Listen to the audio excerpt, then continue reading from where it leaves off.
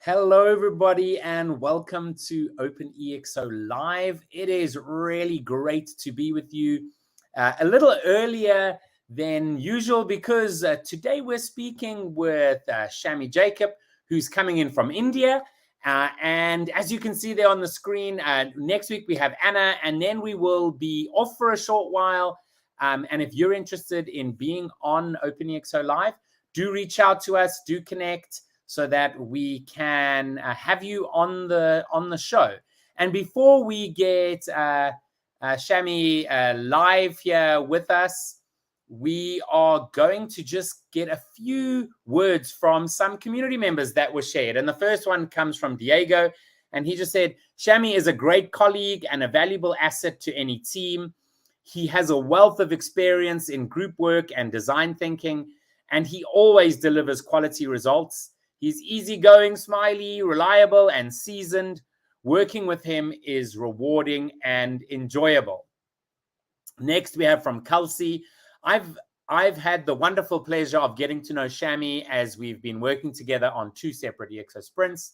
He always brings a calm, joyful energy and naturally shines as a coach and leader.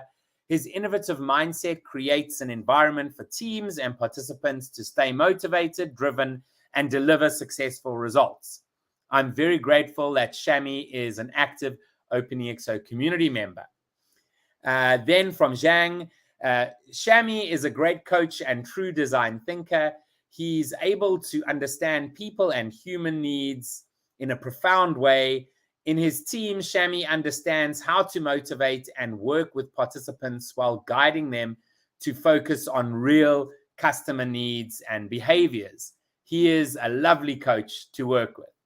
And then lastly, we have from Nishan.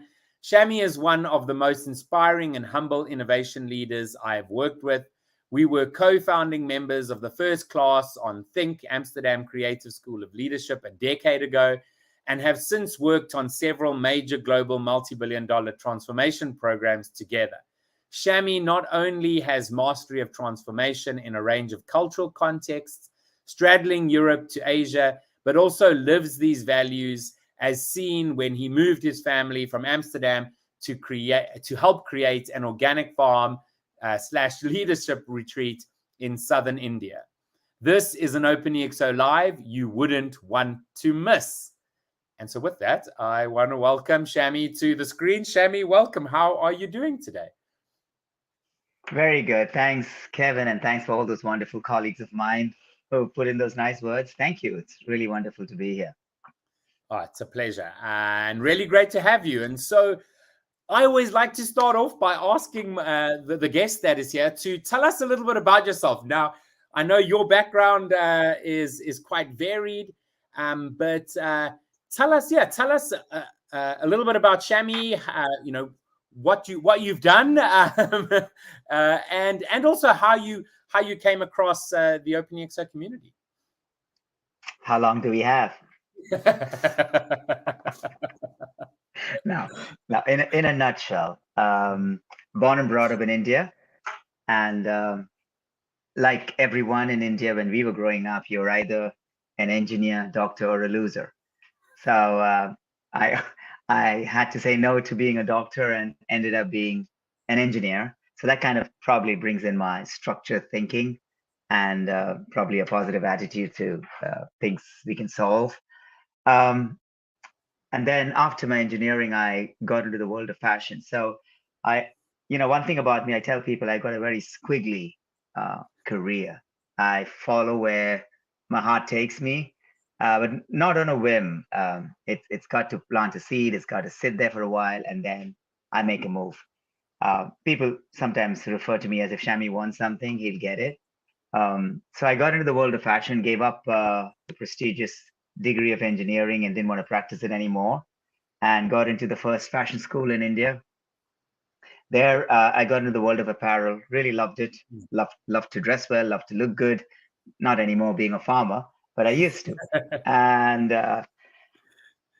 And yes, so that took me to the wonderful world of Nike back in the US, Hmm. where I literally immersed myself in a very, pretty innovative culture where Yes. leadership was great, the culture was great. And but that's when I think it also kind of formed a purpose in my life, because Nike was a leader in the apparel world then, as it is now, and it was targeted by activists because of compliance issues, which wasn't true because I was from the inside. Yeah. And that's when I said, you know what, you really need to tell the world the true way of running business, and Nike was a great example for that. And also made up my mind that no matter what I do, I'd make sure, even if I'm extremely successful, make sure that we leave the world a better place than when we got it. So after around 15 years with Nike, I decided to pack up because there was a lot more work to do in India, Yeah. and Yes. moved to India. And here I am right now. I'm speaking from the farm we set up. We started way back in 2000 and moved here permanently in the year 2013. It's a lifestyle farm. It's called Jacob and Closter. My wife's last name is Closter. She's from the Netherlands. And our two boys, we live here. We run a lifestyle farm. We have vegetables, cows, poultry, a little shop, an innovation center, and just a wonderful place to live in. That's absolutely wonderful. So you you continue obviously to work on innovation projects around the world, given that we have wonderful tools like the internet and many social tools, but also you obviously getting to impact a local community, right? And you mentioned purpose. You mentioned how working at Nike started to develop that, and obviously with the EXO model, we believe that that massive transformative purpose is a requirement for any organization, but it usually starts with people. And so, would you like can you share what your purpose is as an individual? Um, you know, I think a purpose is something most people don't know, uh, although they are driven, Mm, but they don't know what it is, right? Even for me, people ask me, how did you give up, a great career and move to run a farm in India, not knowing that, this working from home and remote working would become so, the norm, right? So I yes. said, let's just go, let's figure out. But the first things first, let's get a great life for our children. Um, so, and I was doing things, and I knew it was something that was driving me, right? Mm, I found my wife, and she was similar interest. She said, let's go, you know, as long as it's doing something back for the environment and society, let's do it.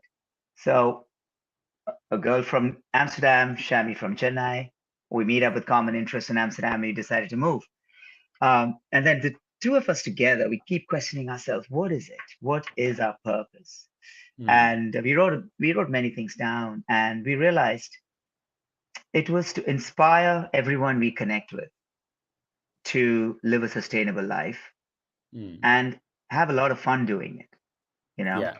it's not about activism. It's not about, stopping work, not about striking, but just in a very gentle way. Maybe it's too slow, but that's our style. That's our life. That's what we enjoy. And that's what we do. So that's our purpose, is to transform and inspire people to lead a more sustainable life. Yeah, that's really awesome. And the at the end of the day, I mean, there's so many people out there that potentially are just living day to day, right, and don't actually uh, think about their own purpose, or even realize what their potential actually is to realize uh, a a better future for themselves, right?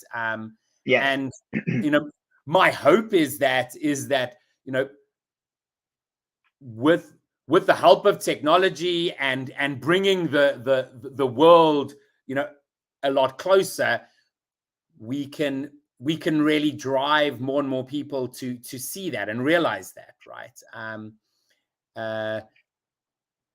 Because we can't solve all the problems that there are in the world. I mean, I believe we can. Yeah, I believe that. Absolutely.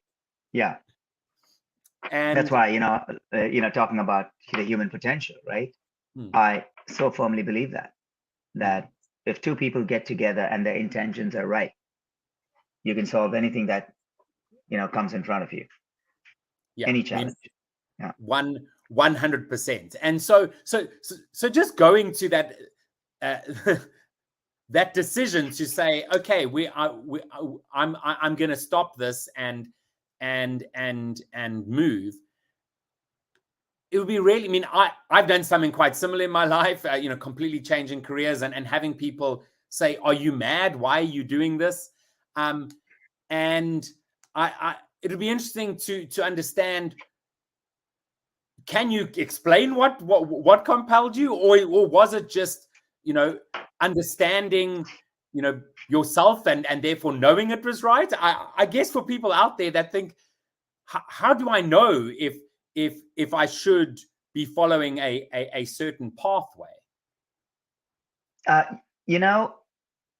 Like human potential, passion, purpose, all these things is all here, right? It's in your head. It's not something tangible. And I don't know whether it's me or whether it's common or it's normal, that if you want something really bad, it will fall on your path, right? And I have many examples in my life where it has happened, out of the blue. I wanted something, it's seated in there. I think about it. I've read this book called The Power of the Subconscious Mind, right? Now, it's basically saying you have a conscious mind which runs your day-to-day life, but you also have a very strong subconscious mind that is working in the background. And if you're conscious of that mind, if you're conscious of the subconscious, right, a lot of things can manifest itself. And I think that's probably how it all happened. It's not that I had this fantastic job at Nike and I had a room with office with a view, the best salary, and then one fine day I decided to stop and go. It wasn't that, in no way. I would have still been there if all these different things didn't come, because I was already questioning myself, like, what am I doing? Yes. It's great, but how many more seasons of clothes would you make? How many more pairs of footwear would you make? Yes. This is what the world needs today. What am I contributing to all this, right? And then it just so happened there was a restructuring in the organization. I had an opportunity to move back to the US. That kind of said, no, I need to take this exit. I need to take this exit to reach my true destination, as opposed to continue on this freeway, on cruise control. Yes. So that was easy. And there's a lot of things, alongside that worked with it.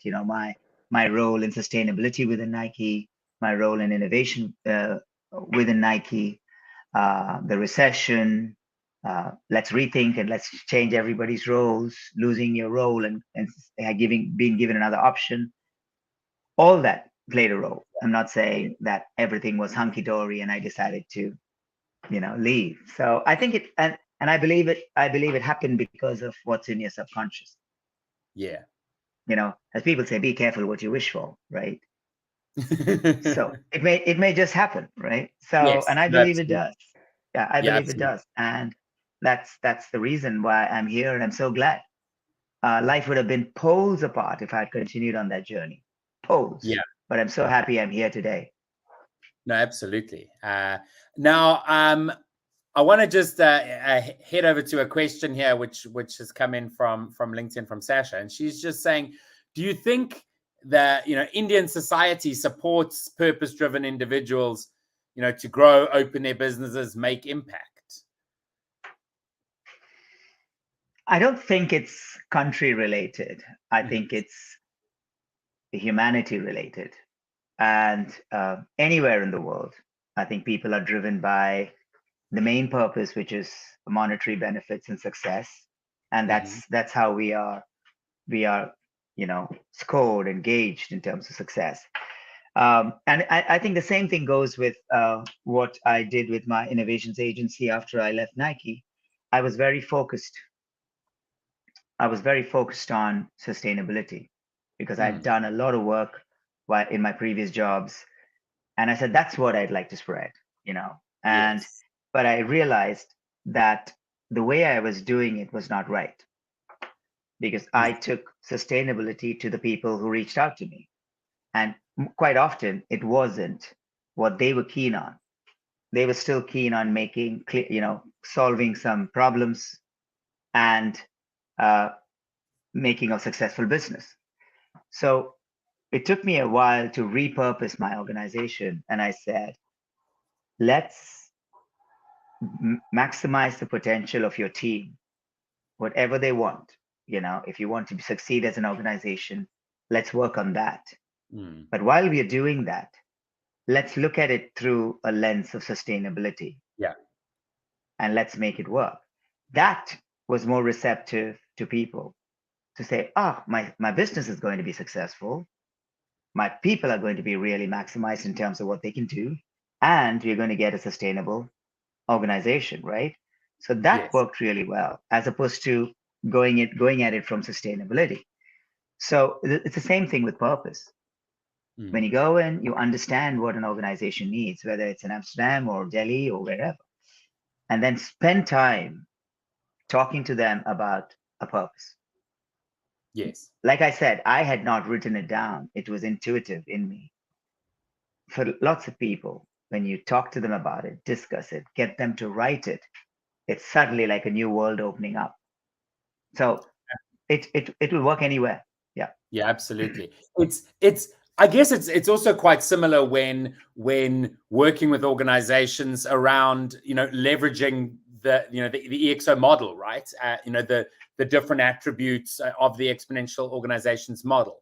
If you necessarily just go in there and say, tell us how you leveraging community, tell us how you leveraging algorithms, tell us how you I mean, often people say, whoa, what are you speaking about? Whereas if you go in looking at the problems they need to solve with the lens of EXO, you often can see greater success. And so, with that, um, having been on a recent sprint and looking at leveraging EXO and working with the team, how would you say that uh, uh, process went, and do you have any sort of nuggets of wisdom around actually coaching on a sprint?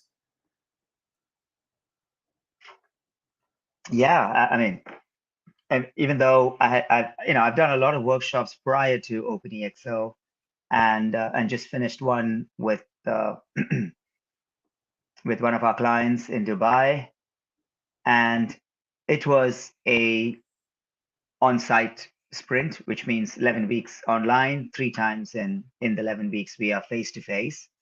Yeah. Makes a big difference because currently I'm doing one which is all online, different time zones, people. So it's a different ball game, and we just need Yeah. to figure out how to navigate that. But I think the first thing is getting a sense of the organization, right? And it always boils down to how you gel with the people, right? Yeah. And so that's the first thing. You need to be humble. You need to be able to listen, and you need to see every personality through in their shoes, right? Why is Yeah. that person so like bossy, or why is he so sarcastic, or just let it be. I think it's that initial 2 or 3 days where you get to know your team, whether it's through the screen or it also happens that the first feedback from your participants of your coach is the worst in the first week because they're trying to get to know you too, right? Yes, And yes. towards the end, all those everything reverses, right? So so the first thing is I would say sense your people, sense your team, sense your fellow coaches, sense your head coach, and just the only thing you want is a fantastic sprint with great results. And that again, going back to subconscious mind, is what I have in my mind. 11 weeks. This is Yes. what I want to get at, right? So it begins to manifest. That's my first thing. Um, the second thing is what we do is very new to people, right? Exponential organizations, yes, they know the examples, but how do they get there? Yeah, they're all and they are high potential people who've been invited to join the sprint, which means they are busy as hell, right? And yet you throw this big task, a stretch assignment on them. So be conscious of that. Uh, and it's all very new. So you need to be extremely patient to explain to them any opportunity you get, less is more, but any opportunity you get, uh, why we are doing what we are doing, right? Because for them it's tools and it's like, why should we do this? Why should we talk to somebody? But it's very important. So that's the second nugget is explain to them why we are doing it. Once they understand that, and it usually happens in week 2, where they say, now I get it. And then after week 5, they're really clear. They're on their own. But it's Yes. very important to do upfront prep Yeah. with the team. Maybe go back 2 weeks to go forward 3 weeks. That's what I do. It's okay in the beginning. MTP, very, very important, especially for people who are engineers, for people who are very result oriented. Yes. What is an MTP? Who cares, right? So really, I think your skills of storytelling, your skills of passion needs to come up. You need to feel it yourself as a coach. Yeah. Yeah.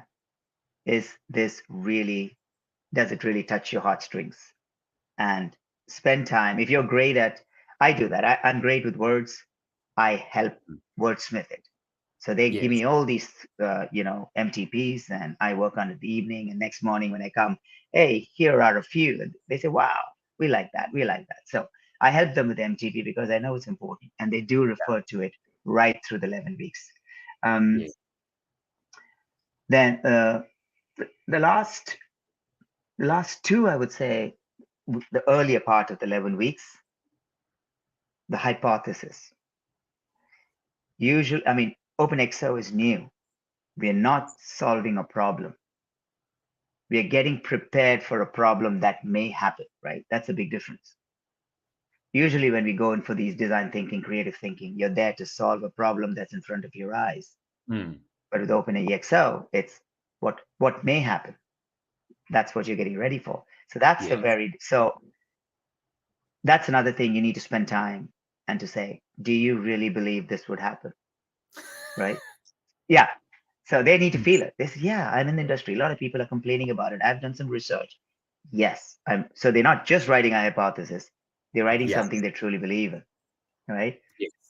Yeah. So these are my nuggets. If you want to be an effective coach, um, sense your team, look at it in their shoes, their lifestyle, their career, their daily regime. Um, Romanticize and make them TP powerful. And lastly, train them into forecasting a problem with a hypothesis that they believe in. Yeah, absolutely. Because ultimately, at the end of the day, yes, a sprint has outcomes and it has initiatives that can be funded by the organization, but really, what you want is all those sprint participants to realize where the future is going, what's possible, and ultimately to inculcate that within the organization, right? To say it is possible for us as an organization to be leveraging, new technologies, etc. We have a great future, as opposed to many organizations who are saying it's a VUCA world or whatever, and live more from the fear side of things, saying, right, our lunch is getting eaten, right? So it's really just shifting that mindset that you really want to see in the people, because organizations are just made up of people, right?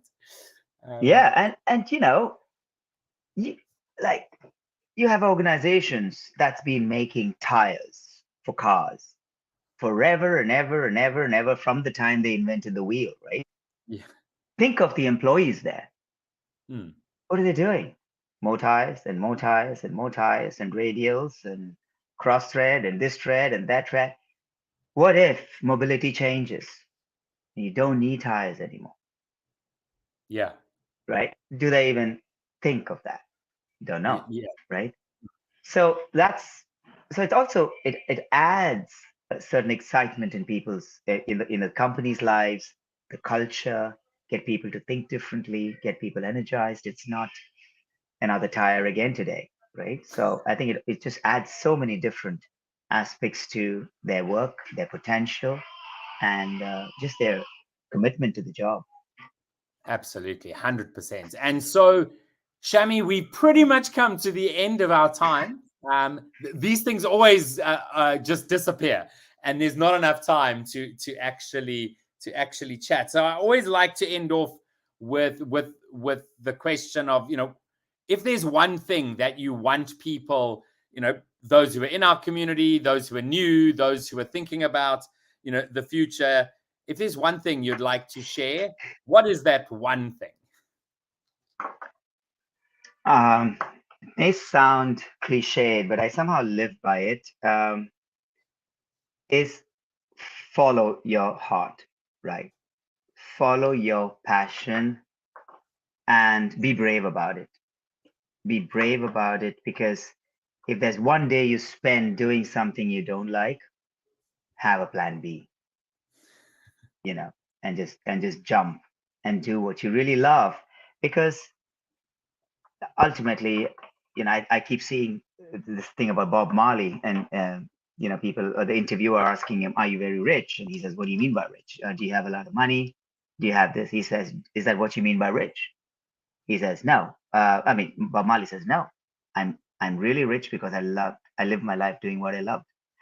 Mm. And he's made money in the process, and he's become, whatever. But that's my only thing is trust your passion, trust your gut, and there are so many tools that you can make everything work. Do what you like, do what you're good at, make money in the process, have fun. Absolutely, Shammy. It reminds me of a video I saw just yesterday of Hassan Minhaj, who was on the Gary Vee show, and they were saying, you could get a Netflix special. Is that going to be success? And his answer was like, no, being a comedian is success. He's like, I'm an Indian guy. I should be a doctor or an engineer, and I'm a comedian. So that's success. Yeah, absolutely. So really, Thank you, Kevin. Yeah, really love what you've said. You've ended off giving me some goosebumps there, because it is just so important, and so many people don't realize that. Shammy, hope to have a good conversation with you in the future too, and you have a fantastic afternoon there in India.